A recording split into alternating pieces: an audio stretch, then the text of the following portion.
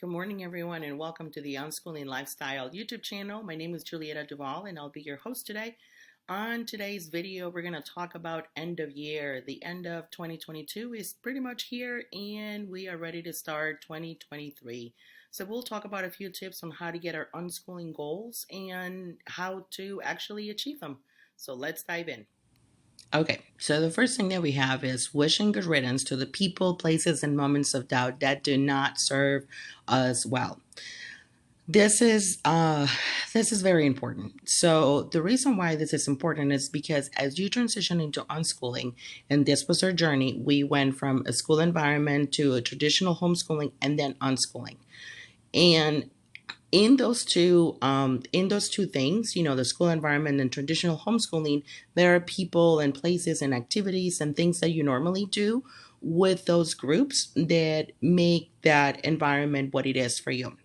However, not everyone or not every activity in that environment is what we need as a family or as people, but sometimes we keep making excuses to keep going back to it, right? So it happened to us when we were part of a co op, and every time we wanted to go to the co op, we kind of had to talk ourselves into as to why that was important for us. And most of it was because we wanted to see some people that have been great friends, that are great friends to us, even as we transition into unschooling, and that we have made space for them in our lives.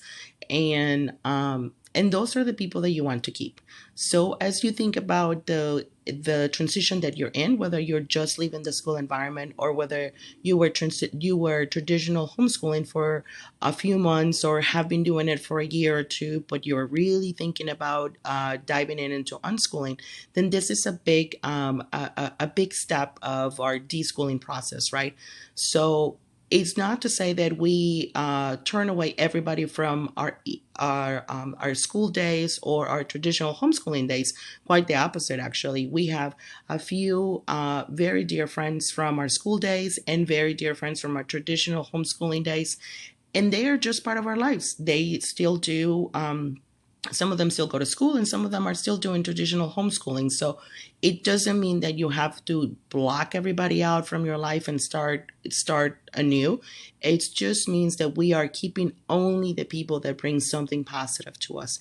And as you wish good riddance to the ones that do not serve you well, then you're opening up a whole world of possibilities and a whole bunch of space for people whose energy matches your own and the one of your children. And this is so important, you guys, as you continue in this journey, because it's not always the easiest, because there are a lot of people doing it, but sometimes it depends on your community and where you are. It's kind of hard to find your people, right? So make space for finding those people that are going to bring you good energy, good vibes, and will help you on your journey into this beautiful path. Okay, next. Okay, so now that we have wished good riddance to everything that didn't help us for our unschooling year of 2022, let's think about 2023.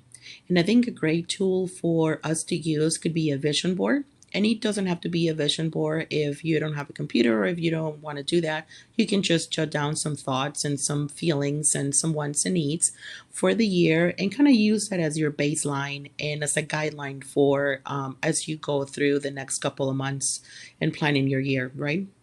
So I did this on Canva for the purpose of this video.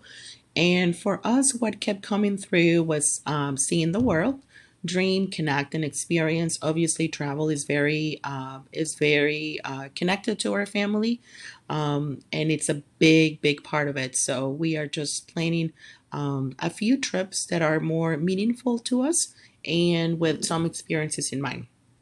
So then the next one, I put here now and living with intention, and then the picture next to it is mind, body, and soul. We have been working on this a little bit since 2022. We are a technology friendly family, but even with that, I still feel sometimes that we are a little bit disconnected when we're in it for too long. So we are working as a family to find out how to best find a balance between all of that, right? So to make sure that everyone's needs are met in regards to technology, and just connect as a family with different ways, not just through technology. Which, don't get me wrong, we love doing and watching funny videos and stuff like that. But I feel like sometimes it's just a lot. Yeah, so that's one big part of it. How we want to do what we want to do in 2023. And then the next one I put live your dream as well. There are a few things that we want to do. I know for me, I want to try screen printing, so we're finding ways for me to do that. And it's the same thing for the boys and my husband. We're just talking about what we want to do and finding ways to meet those needs, right? And the one on the top, it says take time to heal. Now this one is a big one for me per se, because 2022 has been a huge year of healing and of self-discovery and self-responsibility, so emotionally. And I think I would like to incorporate a lot more of that, in addition to some more yoga and some meditation. So these are our guidelines for 2023 and what we would like to do.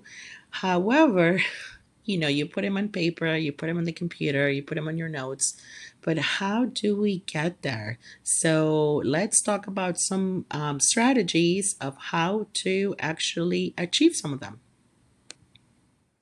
Okay, so now that we wish good riddance to the items that didn't help our unschooling journey in 2022, we now have some space and we did a vision map of what we want our unschooling year to look like in 2023.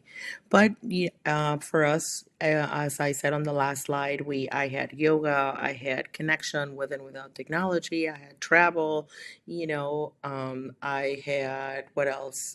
Healing and meditation and trying a few things. So it sounds like a lot. It's actually a lot.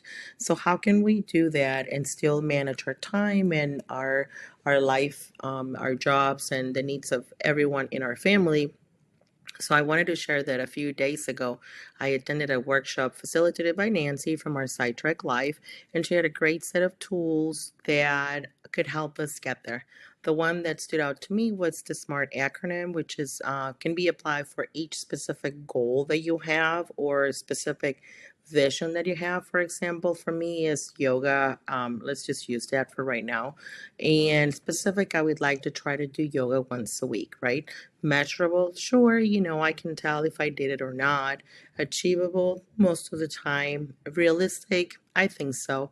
And time bound, I've been trying to do this for a while, but I just want to start at the beginning of the year.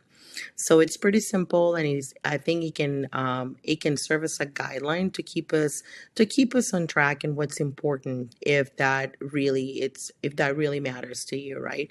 So I hope this helps. I will put everything in the comments as for the video from the workshop facilitated by Nancy, and a few other tools that have descriptions on how to use this particular acronym that I found online, and I thought they were helpful, so I'll share those with you.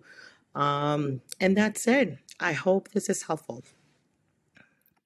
Okay, that's a wrap. Thank you so much for everyone for joining us in this video about making a vision board for unschooling journey of 2023. Thank you for putting up with my voice. I'm at the verge of losing it, but I really enjoyed making this video. So I hope you find it helpful.